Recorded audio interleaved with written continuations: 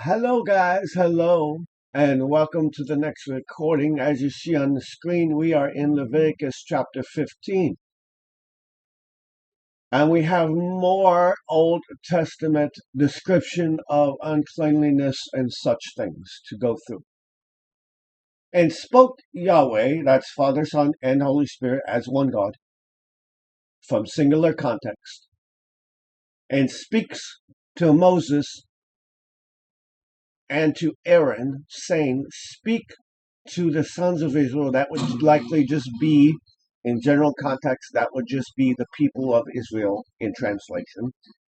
And say to them, man, when has a discharge from his body, his discharge is unclean. Now, most of us would agree with that even today. You sneeze, okay, that's nasty, that's unclean. Right? You go to the bathroom, oh, that's nasty, that's unclean. You throw up, oh, that's nasty, that's unclean. Right? Same principle.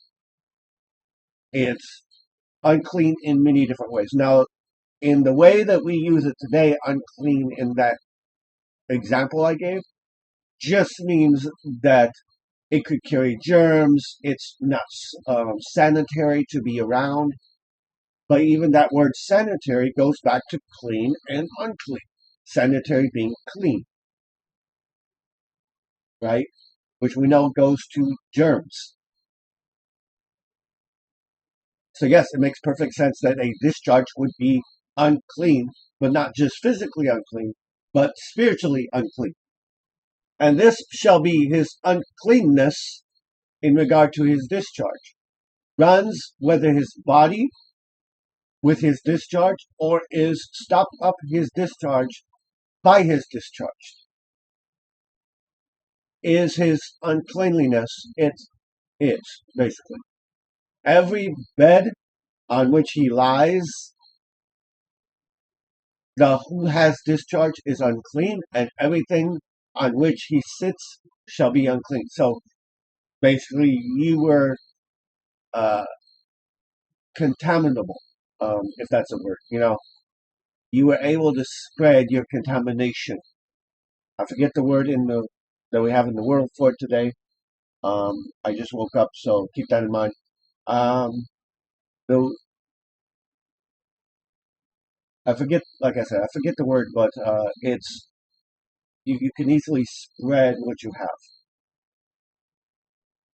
And he says, and whoever touches his bed shall wash his clothes and bathe in water, and still be unclean, nevertheless. So that doesn't just mean a physical cleanliness, because if he washes his bed and washes his clothes, they would make sense, they would be clean, but he is still unclean. Until evening, that person is unclean. And he who sits on anything on which he sat, so even if this is a different person and you happen to sit on a couch or a chair or at a table that this person sat at, well, now you're unclean in the eyes of God.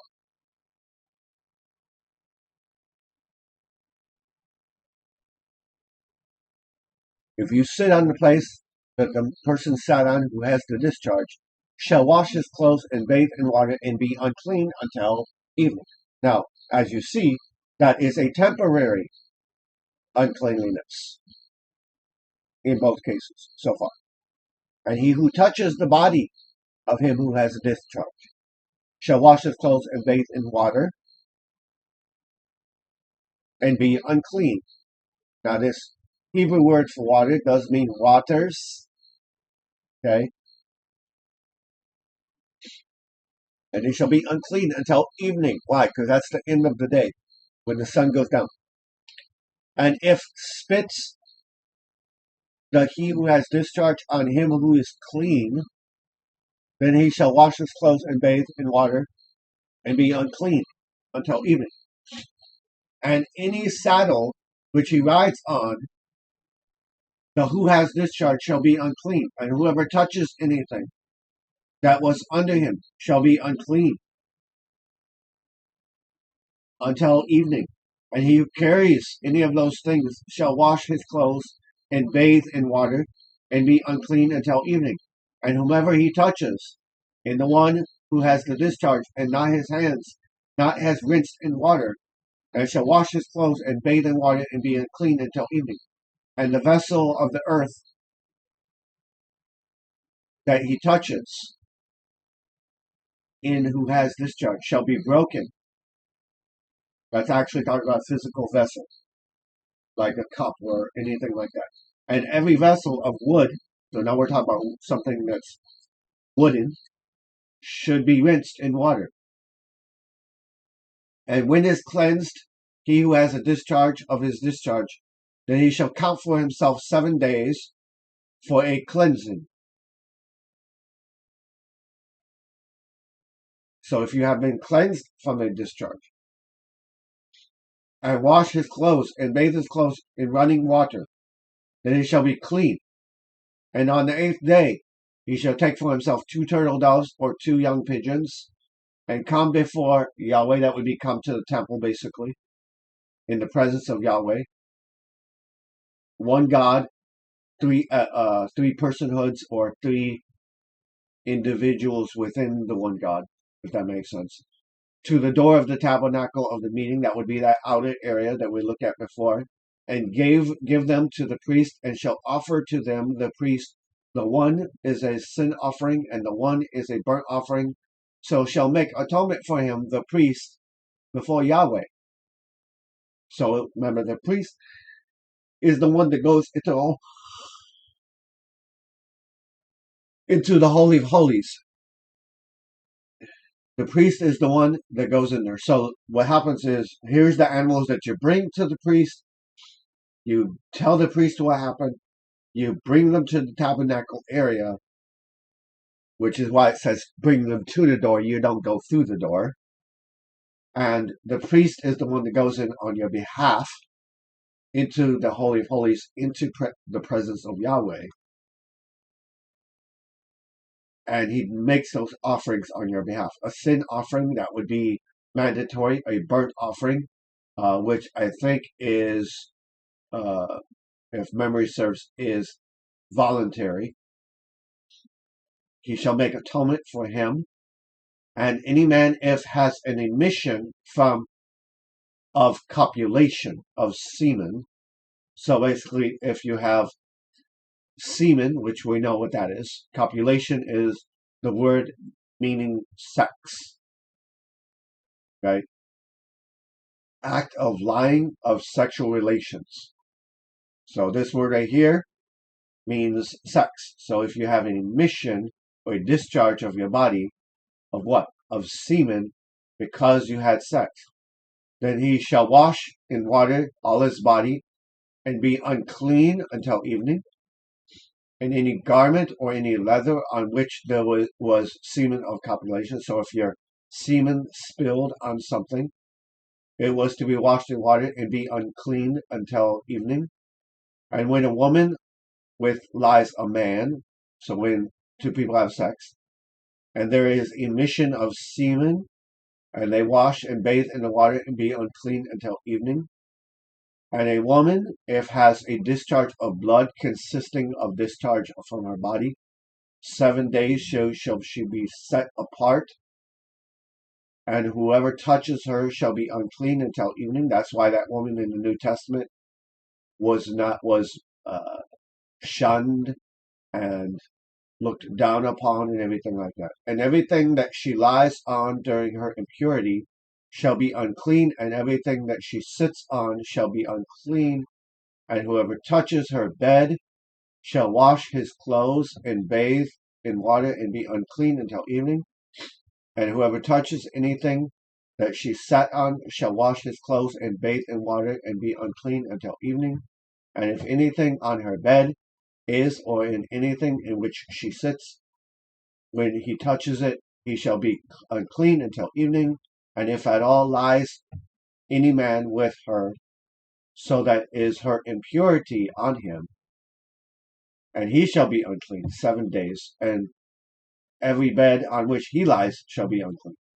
And a woman, if has a discharge of blood, days for many other than the time her customary impurity, that would be her menstrual cycle, or if it runs beyond her usual time of impurity, all the days of her unclean discharge, as the days of her customary impurity, shall be unclean she. Every bed on which she lies all the days of her discharge, as the bed of her impurity shall be to her, and everything that she sits on shall be unclean as the uncleanliness of her impurity, and whoever touches those things shall be unclean, and he shall wash and be unclean until evening. But if she is cleansed of her discharge, and she shall count for herself 7 days after that, she shall be clean, and on the 8th day make a sacrifice, which we know it's going to say. She shall take for herself 2 turtle doves or 2 pigeons, and bring them to the priest to the door of the tabernacle, and he shall offer them as a sin and burnt offering, and shall make atonement for her, the priest, before Yahweh, for the discharge of her uncleanness. Thus you shall separate the sons of Israel from their uncleanliness, which would be a foreshadowing of God separating our sins from us.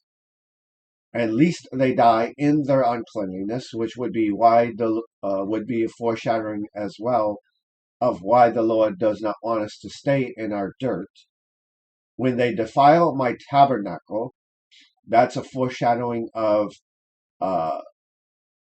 sins in the body, because the tabernacle would be the essence. In the New Testament, the tabernacle would be the essence of your physical body, and defiling it would be the corruption of it that is among them. And this is the law of one who has a discharge, and for him who goes from lying semen and is unclean thereby, for her who is menstruating, that would let you know that it's talking about her menstrual cycle, because of her customary impurity, and for the one who has a discharge, either man or woman, from him who lies with her who is unclean. Now, although we are done with the reading, let me add this. Although this is talking about Old Testament situations, such as having sex, such as having a disease, such as having a bleeding if you're a woman, such as could be even you being sick, because that would be discharges as well. Even though these are situations physically, I want you to hear this, that all this foreshadows many things in the life of people today under the new covenant. The uncleanliness. So think about it. A person is normally clean when they are purified by God, right? But then they can allow themselves to either harbor things within themselves that would make them unclean, such as you sitting on something that a corrupt person touched. But in this case, in what I'm talking about, it would be the relation of you hanging around people that are corrupt inside, and so that corruption spreads to you. That's why we have bad company corrupts good character. What fellowship does light have with darkness? Don't be corrupted by others. That's why we have be careful when you help someone who is fallen, that you don't also fall. That would be examples of what I'm talking about. And then we have the situation of, okay, you have sex. So in this case, it would be sex outside of marriage is being impure. And you would be impure in the eyes of God under the new covenant. But there are areas of this that have changed. So like if you have sex in marriage and you happen to have semen on your clothes, just because, or spilled on the bed or something like that, just because it is unclean under the old covenant doesn't mean it's unclean under the new covenant. Okay, because it's honored by God. You still might want to wash it because it still can spread germs, but you're not spiritually unclean in the eyes of God simply because some semen or some discharge from sex falls on your clothes. Sorry.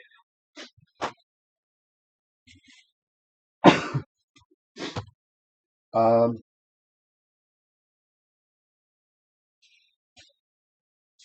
the same would be said if you have a cold or a sickness in your body, right, in your temple.